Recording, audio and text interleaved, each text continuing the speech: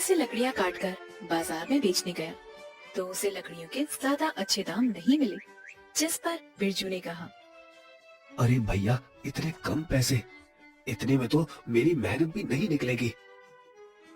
भैया, तुम्हारी लकड़ियां बहुत ही कमजोर है, इनका इतना ही दाम दे सकता हूँ। अरे भैया देख लो, कुछ और मिल जाए। नहीं नहीं भैया, अच्छी लकड़ियां लाओ, तभी अच्छा दाम मिलेगा। यह सुनकर बिरजू काफी ज्यादा दुखी हुआ और पैसे लेकर किराना स्टोर से सामान लेकर घर आ गया। घर आने पर उसकी पत्नी नीलम ने कहा, अजी सामान ले आए आप? हाँ हाँ, ले आया हूँ। यह सुनकर बिरजू ने नीलम को थैला पकड़ा दिया। नीलम ने जब सामान देखा तो कहा, जी इसमें तो बहुत थोड़ा सामान है। मुझे पता है, पर जितने पैसे थे सबका सामान ले आया हूँ। इस तरह हमारा गुजारा कैसे हो पाएगा जी? आपको तो पता ही है हम लोग कितनी मुश्किलों से गुजारा करते हैं।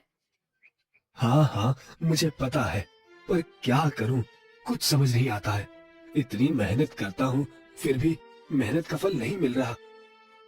आप परेशान न होइए, आप कोई और काम देख ले। मैंने कई बार काम तलाशने की कोशिश की, पर किसी ने भी मुझे काम नहीं दिया। यह सुनकर नीलम भी काफी ज्यादा परेशान हुई। इस पर बिरजू ने कहा, अच्छा, तो मैं फिर से जा रहा हूँ जंगल में। अरे आप मत जाइए, कल चले जाना, वैसे भी शाम होने वाली है जी। ठीक है, अगर तुम कह रही हो तो कल चला जाता हूँ। इसके बाद बिरजू गांव में घूमने के लिए निकल गया। तभी उसे एक आदमी मिला और उसने कहा, कहाँ जा रहे हो भैया, और क्या हाल चाल है? क्या बताऊं भैया, तुम्हें तो पता ही है लकड़ियां काट कर कैसे गुजारा होता है। हाँ भैया, सही कह रहे हो। वैसे भी अब आसपास के जंगलों में इतनी अच्छी लकड़ियां भी नहीं है, इसके लिए तो जंगल के अंदर जाना पड़ेगा। पर जंगल के अंदर तो बहुत सारे जंगली जानवर होंगे। हाँ, जंगली जानवर तो होंगे, पर अब वही अच्छी लकड़ियां मिलेगी। यह सुनकर बिरजू काफी ज्यादा परेशान हो गया, क्योंकि वह आदमी बिल्कुल ठीक कह रहा था। जंगल के किनारे की सारी लकड़ियां कट चुकी थी, अब अंदर ही लकड़ियां अच्छी बची हुई थी। अगली सुबह ही बिरजू कुल्हाड़ी लेकर जंगल की तरफ निकल गया। जंगल में आने के बाद बिरजू ने कहा, अरे, यहाँ पर तो लकड़ियां ही नहीं है। वो आदमी सही कह रहा था, जंगल के अंदर ही जाना पड़ेगा। पर जंगल के अंदर जाना क्या सही रहेगा?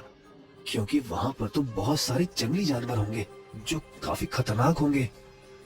बिरजू जंगल के बाहर ही खड़ा सोचता रहा और फिर उसने कहा, अगर जंगल के अंदर नहीं गया तो आज मैं अपने घर पैसे नहीं ले जा पाऊंगा, और वैसे भी अगर पैसे नहीं होंगे तो फिर गुजारा कैसे होगा? यही सोचकर बिरजू जंगल के अंदर चला गया। थोड़े अंदर जाने के बाद उसने इधर उधर पेड़ देखे, पर उसे कोई भी अच्छा पेड़ दिखाई नहीं दिया। अरे, यहाँ पर भी कोई मजबूत पेड़ दिखाई नहीं दे रहा है जिससे मैं लकड़ियाँ काट कर ले जाऊं। लगता है और अंदर जाना पड़ेगा। यही सोचकर बिरजू और जंगल के अंदर आ गया, पर उसे डर भी लगने लगा था, क्योंकि यहाँ पर जंगली जानवर हो सकते थे। तभी उसे एक आवाज सुनाई दी, बचाओ बचाओ, कोई तो मुझे बचाओ। आवाज को सुनकर बिरजू काफी ज्यादा हैरान हो गया। अरे, इस जंगल में ये किसकी आवाज है? यही सोचकर बिरजू उसी आवाज की तरफ चला गया तो उसने देखा एक जाल में तोता फंसा हुआ था। उस तोते को देखकर बिरजू ने कहा, अरे तुम तो तोते हो। हाँ हाँ, मुझे बचाओ, आजाद करो मुझे। पर तुम्हें यहाँ कैद किसने किया है? वो सब मैं बाद में बताऊंगा, पहले मेरे प्राणों की रक्षा करो, वरना मैं मर जाऊंगा। तोते को इस तरह जाल में बंद देखकर बिरजू ने उसे आजाद कराया। आजाद होते ही तोता एक राक्षस में बदल गया, जिसे देखकर बिरजू बुरी तरह से डर गया। अरे, तुम तो राक्षस हो। हाँ, सही कहा, मैं राक्षस हूँ और अब मैं तुम्हें खा जाऊंगा। ये तुम क्या कह रहे हो? मैंने तो तुम्हें आजाद ही कराया और तुम मुझे ही खा जाओगे। ठीक है, तो मैं तुम्हें आज नहीं खाता हूँ, पर अगर तुम कल दिखाई दिए तो मैं कल तुम्हें मार डालूंगा। यह सुनकर बिरजू काफी ज्यादा परेशान हुआ और वहाँ से भाग गया। जंगल से बाहर आने पर उसे एक साधु बाबा दिखाई दिए। साधु ने जब बिरजू को इतना परेशान देखा तो उसने बिरजू से कहा, क्या हुआ, तुम इतने परेशान क्यों लग रहे हो? महाराज, अभी मैं एक राक्षस को आजाद करके आया हूँ, इसी वजह से परेशान हूँ। क्या तुमने उस राक्षस को आजाद कर दिया? पर मैंने तो उसे तोता बना दिया था। यह सुनकर बिरजू ने साधु को सारी बात बताई, जिसे सुनकर साधु ने कहा, ये तो तुमने अनर्थ कर दिया है। उस राक्षस ने जंगल में कई दिनों से उत्पात बचा रखा था, इसीलिए मैंने उसे तोता बनाकर कैद कर दिया था। अब मैं क्या करूं, मुझसे तो बहुत बड़ी भूल हो गई है। तुम चिंता मत करो, उसे दोबारा फिर से कैद किया जा सकता है।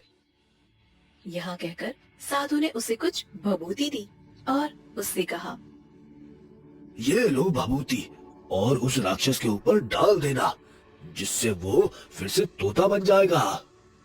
यह सुनकर बिरजू काफी ज्यादा खुश हुआ और अपने घर आ गया। अगले दिन वह फिर से उसी जंगल में गया। राक्षस ने जब बिरजू को देखा तो बिरजू से कहा, तू आज फिर यहाँ? मैंने मना किया था ना कि यहाँ मत आना। तुमने तो मना किया था, पर क्या करूं, पापी पेट का सवाल है, मुझे कुछ लकड़ियां काटनी है। लकड़ियां काटनी है? पर कैसे काटोगे? यहाँ तो बहुत बड़े बड़े पेड़ हैं। हाँ, ये तो मुझे भी पता है, जरा तुम मेरी कुल्हाड़ी पकड़ लो बस। क्यों? मैं क्यों कुल्हाड़ी पकड़ लूं? अरे, मैंने कल तुम्हें बचाया, तो क्या तुम मेरा इतना सा काम नहीं कर सकते हो? यह सुनकर राक्षस ने कुल्हाड़ी पकड़ ली और उसने कहा, अरे, ये कुल्हाड़ी तो बड़ी ही हल्की है। हाँ हाँ, बहुत हल्की है, अब जरा पेड़ भी काट दो। यह सुनकर राक्षस को काफी ज्यादा गुस्सा आया, पर कल की बात सुनकर राक्षस ने 4-5 पेड़ काट दिए और उससे कहा, लो, तुम्हारे पेड़ काट दिए हैं, अब ठीक है? हाँ हाँ ठीक है, पर इन्हें मेरे घर तक तो पहुंचा दो, मैं कैसे ले जाऊंगा? तुमने क्या मुझे अपना नौकर समझ रखा है, जो सारा काम मुझसे करवा रहे हो? नहीं नहीं, नौकर नहीं, आप तो हमारे राजा हैं। अगर आप काम करोगे तो आपका नाम होगा। यह सुनकर राक्षस उसकी बातों में आ गया और वह उसके घर तक लकड़ियां ले आया। जब उसकी पत्नी ने राक्षस को देखा तो वह बुरी तरह से घबरा गई और बोली, आजी, आजी, ये तो राक्षस है जी। मुझे पता है, पर तुम डरो मत। इसके बाद राक्षस ने कहा, अच्छा, तो मैं जाता हूँ, कल दिखाई मत दे जाना जंगल में। यह कहकर राक्षस वहाँ से चला गया। राक्षस के जाने के बाद नीलम ने अपने पति बिरजू से कहा, जी, यह राक्षस कहाँ से आ गया और आप इसके साथ? जी, मुझे तो कुछ भी समझ में नहीं आ रहा है, आप इस राक्षस के साथ कुछ बोलिए जी। तुम परेशान मत हो, ये राक्षस हमें कुछ नहीं करेगा। ऐसे कैसे नहीं करेगा? राक्षस बहुत ही खतरनाक है, आपने देखा नहीं वह कितना गुस्से वाला लग रहा था।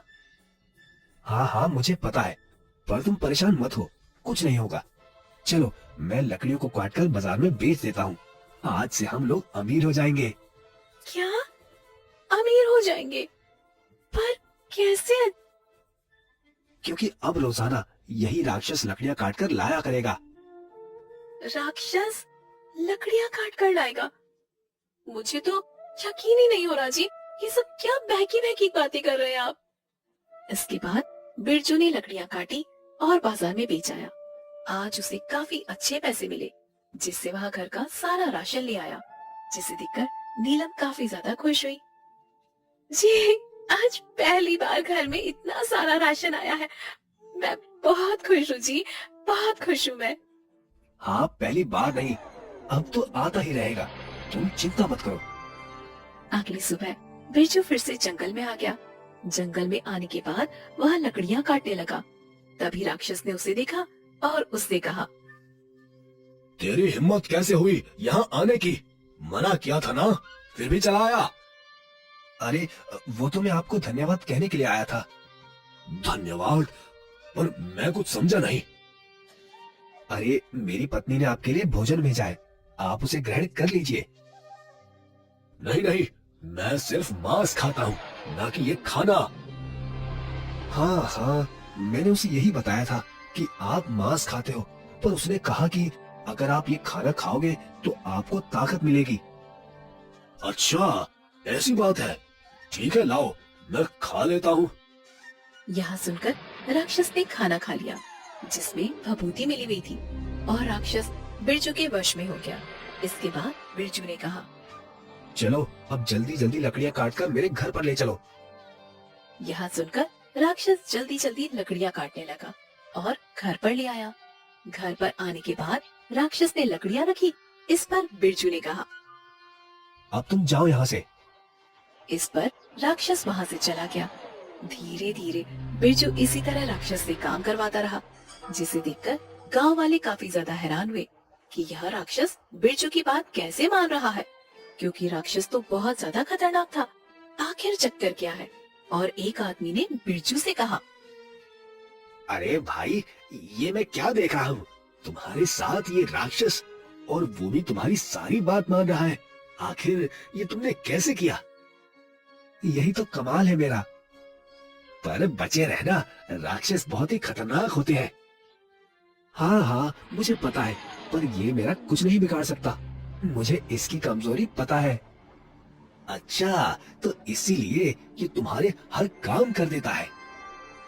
हाँ और क्या, वरना तो ये मुझे कच्चा चबा जाए। वैसे अगर तुम्हें कुछ काम करवाना हो तो बता देना, तुम्हारा भी काम करवा दूंगा। नहीं नहीं भैया, मैं तो सारे काम खुद ही कर लेता हूँ। पता लगे काम के चक्कर में राक्षस मुझे ही चबा जाए। यह कहकर वह आदमी वहाँ से चला गया। वहीं बिरजू काफी ज्यादा खुश हुआ। इस पर नीलम ने कहा, आप आ गए जी? हाँ मैं आ गया। वैसे आज खाने में क्या बनाया है? आज मैंने खाने में आपकी मनपसंद सब्जी बनाई है। अब तो हम लोगों के सुकून के दिन आ गए हैं जी। हाँ ये तो तुम ठीक कह रही हो, पर लग रहा है ये राक्षस ज्यादा दिन तक हमारा काम नहीं करेगा। क्यों? आप ऐसा क्यों कह रहे हैं जी? क्योंकि मैं राक्षस को जिससे वश में करता हूँ वो भभूति खत्म होने आई है, और जिस दिन वो भभूति खत्म हुई उस दिन ये राक्षस हमें मार डालेगा। यह सुनकर नीलम और बिरजू काफी ज्यादा परेशान हो गए। इस पर नीलम ने कहा, मैं आपको एक उपाय बताती हूँ जी। आप ऐसा करेंगे तो इससे राक्षस खत्म हो जाएगा और हमें फिर इसका डर भी नहीं रहेगा। यह सुनकर बिरजू काफी ज्यादा खुश हो गया। समय के साथ धीरे धीरे 1 महीना होने को आया था और एक दिन बिरजू जंगल जा रहा था, जिस पर नीलम ने कहा, अजी आप कुछ भूल रहे हैं। नहीं तो, मैं तो कुछ नहीं बोल रहा हूँ। अरे यहाँ रोटी ले जाना, ये तो आप भूल ही गए। आप जंगल में जाकर खाएंगे क्या इसे? हाँ अरे हाँ हाँ, तुमने बिल्कुल ठीक कहा। लाओ लाओ, इसके बिना तो आज काम ही नहीं होगा। यह कहकर बिरजू ने रोटी ली और जंगल के लिए निकल गया। जंगल में आकर बिरजू लकड़ियां काटने लगा। जब बिरजू को राक्षस ने देखा तो वह काफी ज्यादा गुस्से में आ गया और बोला, तुम यहाँ पर क्या कर रहे हो? ये जंगल मेरा है, तुमसे मना किया था ना। तुमने मुझे बचाया, इसका मतलब ये नहीं मैं तुम्हें हर बार छोड़ दूंगा। मुझे पता है, मैं तो यहाँ पर लकड़ियाँ काटने आया हूँ। लकड़ियाँ काटने आए हो?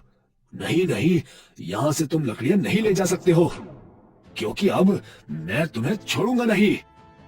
यह कहकर राक्षस बिरजू को मारने के लिए उसकी तरफ बढ़ने लगा, जिस पर बिरजू ने उसे फिर से रोटी दी और उससे कहा, लो पहले थोड़ा खाना खा लो, जिससे तुम्हें ताकत मिल जाए। नहीं नहीं, मुझे नहीं खाना। पता नहीं इसे खाने के बाद मुझे क्या हो जाता है। अरे कुछ नहीं होता है, तुम पहले ये खाना खा लो, तुम्हारे अंदर बहुत ज्यादा ताकत आ जाएगी।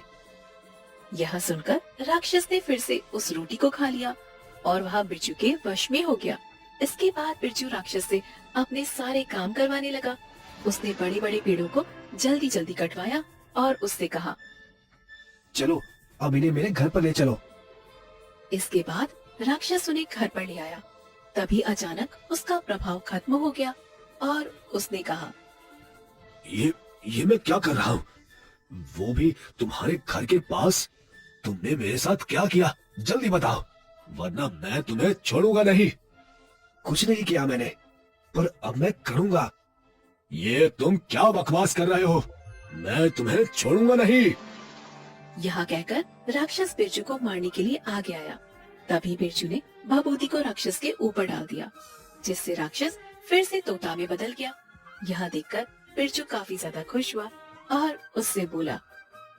अब तुम इसी तरह तोते के रूप में भटको, तुम्हारा यही दंड है। नहीं नहीं, मुझे आजाद करो, वरना मैं तुम्हें छोड़ूंगा नहीं। नहीं, अब तुम मेरा कुछ भी नहीं बिगाड़ सकते हो। अब जाओ यहाँ से, ऐसे ही घूमना, तब तुम्हें पता लगेगा दूसरों को दर्द देने में कैसी पीड़ा महसूस होती है। यह सुनकर राक्षस वहाँ से तोता बनकर उड़ गया और अब बिरजू और उसकी पत्नी नीलम काफी ज्यादा खुश थे और अब बिरजू आराम से पहले की तरह